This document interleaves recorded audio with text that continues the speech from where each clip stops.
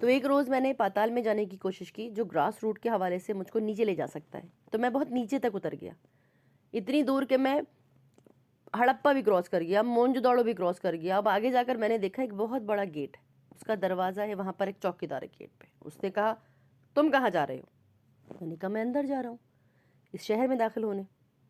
اس نے کہا نہیں، پہلے تمہیں بتانا پڑے گا تم کون ہو۔ میں نے کہا میں انسان ہوں۔ اس نے کہا انسان کوئی شناخت نہیں ہے، تم بتاؤ کس نسل سے ہو اور کس ورن سے تعلق رکھتے ہو۔ میں نے کہا جی میں انسان ہوں۔ نہیں نہیں نہیں، یہاں پر تم برہمن ہو، کھتری ہو، دیش ہو، شودر ہو، تم ہو کون؟ اب میں یہ تو نہیں کہہ سکتا تھا کہ میں برہمن ہوں۔ میں نے کہا جی میں تو ویش ہوں۔ ٹھیک ہے جی آپ اندر چلے جائیں، آپ کو اجازت ہے۔ آگے ایک اور چوکیدار کھڑا تھا، اس نے کہا بہت اچھا آ گیا، مہاراج ویر جو ہیں ان کا جو ہاتھی ہے وہ نکلنے والا ہے، جو چکر اس کے پیچھے لگاتا ہے اس کے پیچھے ڈھولک بجانے والا ہے، کیونکہ اس کے پیچھے ڈھولک بجانا پڑے گا تجھے، مہاراج کی پوجا ہے یہ، اب وہ ضروری ہے، ہمارا حصہ ہے۔ تو میں نے اس کے ہاتھ سے گھڑیال لے لیا اور اس کے پیچھے پیچھے بجاتا چلا گیا، اور وہ بھی نوجوان لڑکے تھے، مہاراج کے ساتھ ساتھ شہر کا چکر لگاتے رہے، ہم نے پورا چکر کیا، واپس آ گئے۔ اب شام کے وقت جب میں اپنے گھر گیا تو میری ماں نے مجھ سے کہا تیری بہن کا شوہر یعنی کہ تیرا بہن وہی فوت ہوا، تو تیری بہن جوان ہے، طاقتور ہے، اور باپ تیرا بوڑھا ہے، تو ہم اس کو اٹھا کر چتا میں پھینکنے کی کوشش کی، مانتی نہیں ہے، اب تو آ گیا تو اس کو پکڑ، اس کو چتا میں پھینک دے۔ میں نے اس کو اٹھایا، میں طاقتور آدمی تھا، لے جا کر جلتی ہوئی چتا میں اس کے شوہر کے ساتھ بھسم کر دیا۔ اب یہ سب سین میں اپنے پاس اپنے اندر محسوس کر رہا ہوں۔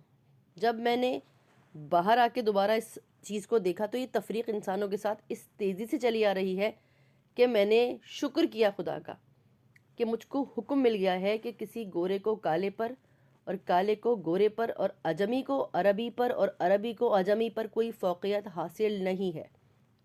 اور آج سے 1400 برس قبل یہ ڈیموکریسی یہ تو آ جائیے نا، ہم مانے یا نہیں مانے، ہم اس پہ عمل کر سکیں یا نہیں کر سکیں، تو یہ ہماری بدقسمتی ہے۔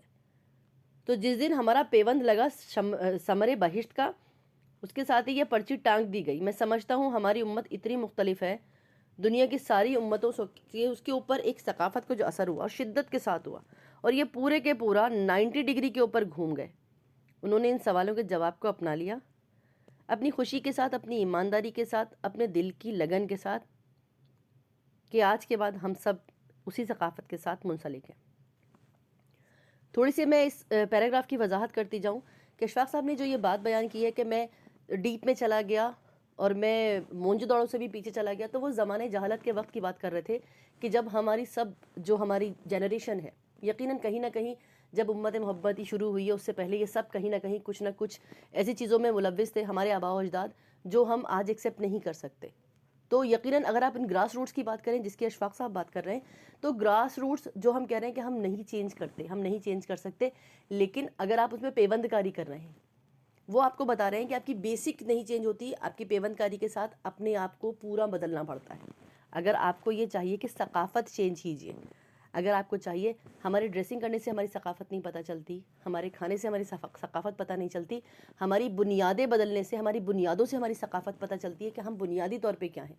جو انہوں نے بات کی کہ ہم شودر ہیں، ہم برہمن ہیں، یا ہم جو بھی ہیں، کیونکہ اوبویس بات ہے کہ ہمارے پاس ہسٹری ہے 1400 سال کی، اور اس سے پہلے کی جو ہسٹریز ہیں وہ ساری اسی طرح کی ملتی ہیں، تو کہیں نہ کہیں ہمارا آباء و اجداد جو بھی لنک آؤٹ کرتے تھے ان چیزوں کے ساتھ، تو وہ اس کو ریلیٹ کرتے ہوئے بتا رہے ہیں کہ جو ہماری پیوند کاری نے، ہم نے پورا 360 ٹرن آؤٹ کیا۔ ہم نے اگر اپنی ثقافت کو بنایا ہے اور ہم آج بھی اس پہ قائم ہیں، تو اس کی وجہ یہ رہی کہ ہم نے جو پیوند کاری کی اس کے ساتھ، ہم نے اس کو مکمل طور پہ گھما دیا، اپنی چیزوں کو، اپنے اسلاف کو، اپنی ثقافت کو مکمل طور پر ٹرن ڈاؤن کر دیا۔ تو ہم آج اس چیز کے ساتھ سٹینڈ کرتے ہیں، اور جب تک ہم زندہ ہیں، ہمارا ایمان ہے، ہماری آگے کی نسلیں زندہ ہیں، وہ اس کے ساتھ ٹرن ڈاؤن کرتی چلی جائیں گی۔ تو ہمارے کھانے ایک جیسے کھانے سے ہماری ثقافت بدلتی نہیں، ہمارا لباس ایک جگہ پہننے سے ہماری ثقافت بدلتی نہیں، ہماری سوچ، ہماری بنیاد اور ہمارے ایمان کے ساتھ ہماری ثقافت چلتی ہے۔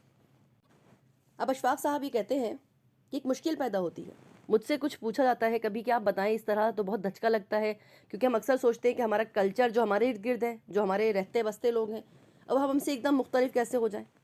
میں کہتا ہوں نہیں، بالکل مختلف نہیں۔ اس کو میں اور آسانی کے لیے آپ کو مثال دیتا ہوں۔ فرض کیجئے کہ ہم جہاز کے اوپر سمندر کا سفر کر رہے ہیں، اچانک سمندر بھر گیا، طغیانی آ گئی، لہروں کی لپیٹ پہ جہاز آ گیا، جیسا کہ کہانیوں میں ہوتا ہے۔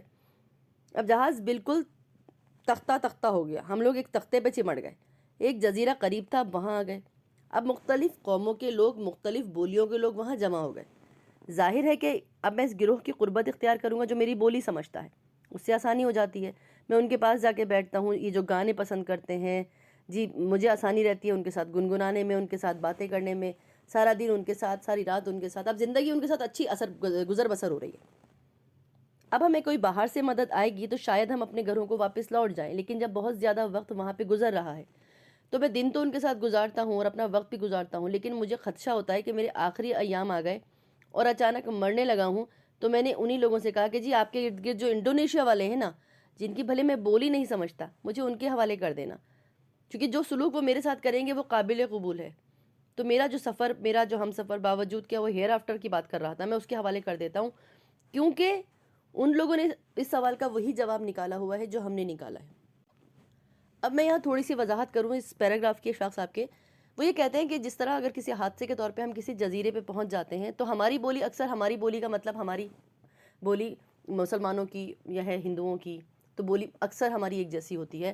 تو اگر ہم بات کریں، ہندو پاک ایک ہی خطے سے تعلق رکھتے ہیں، تو اگر ہم انڈونیشینس کی بات کریں گے یا ہم ملیشینس کی بات کریں گے تو ان کی زبان ہمیں نہیں آتی، تو وہ بھی ہوں گے تو وہ ہمارے ساتھ بیٹھنا پسند نہیں کریں گے، وہ چاہیں گے کہ آپس میں بات کر کے اپنی زبان میں ایک دوسرے کو کمفرٹ زون پہ رکھیں۔ اسی طرح ہم بھی چاہیں گے کہ ہم ایک جیسی زبان کے لوگ ہیں، ایک جیسا کھانا کھاتے ہیں، ایک جیسی بات کرتے ہیں۔ دیکھیے معاشرہ اور کلچر یہاں ڈفرینس ہو رہا ہے تھوڑا سا، تو وہ یہ کہیں گے کہ ہم ان کے ساتھ وقت گزاریں گے، لیکن جب ہمیں پتہ چلے گا کہ جی ہمارا واپسی کا سفر ہے، ہمارا آخری وقت ہے، تو ہم اپنے اس سوال کا جواب کا مطلب یہ ہے، ان کا ان باتوں کا مطلب یہ ہے کہ اپنے گروپ، اپنا کلچر، مطلب اپنے جیسے، ان سوالوں کے جواب، اللہ ایک ہے، اللہ بے نیاز ہے، اللہ کے سوا کوئی معبود نہیں، اس سے فرق نہیں پڑتا کہ وہ یہ بات ملیشین زبان میں کہیں، وہ یہ بات انڈونیشین زبان میں کہیں، لیکن ہمارا مذہب ایک ہے، ہماری بنیاد ایک ہے، یہ ہمارا کلچر ہے ایکچولی۔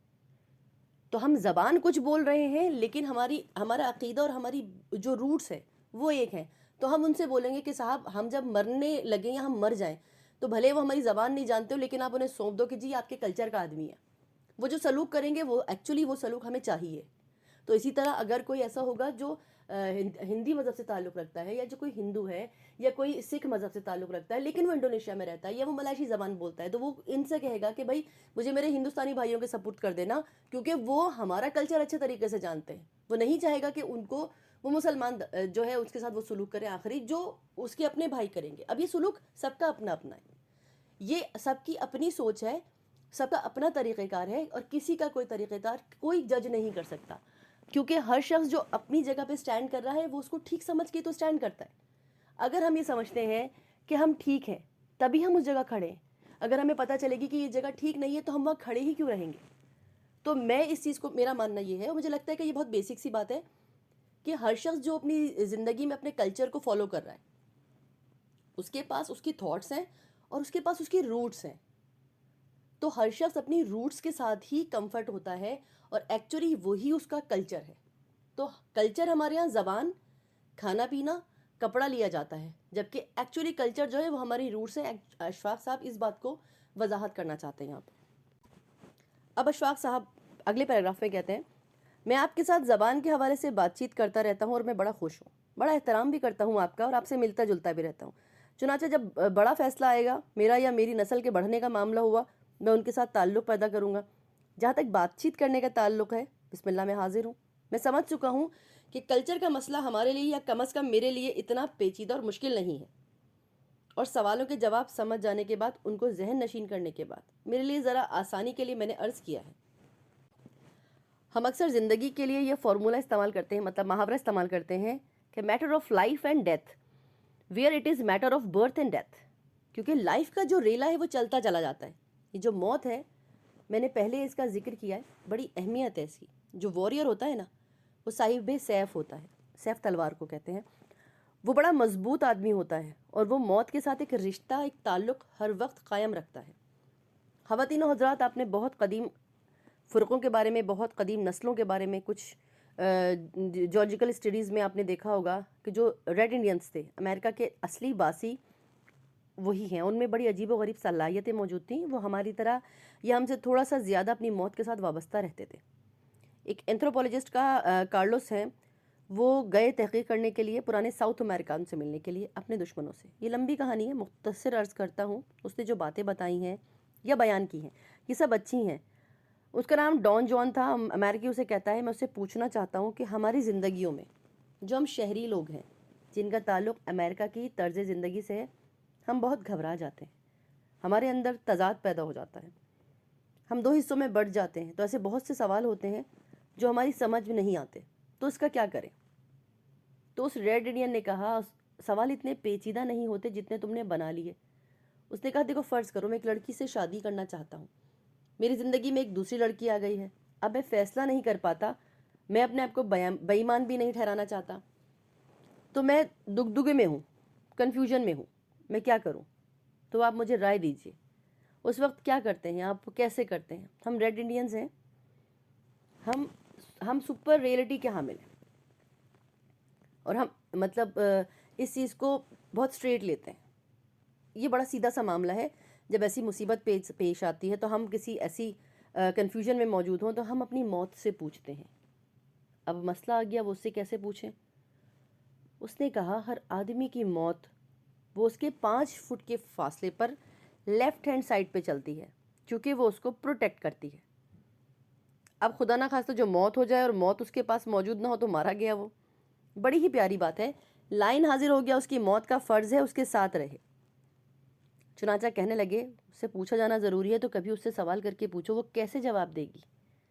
تو اس نے کہا پہلے تو تمہیں وہ ایموشنلی وائبریشن دے گی، پھر ایسا موقع آتا ہے ہمارے بڑوں کی زندگی میں کہ وہ ووکل ہو کے بتا دیتی ہے کہ یہ کرنا ہے یا یہ نہیں کرنا.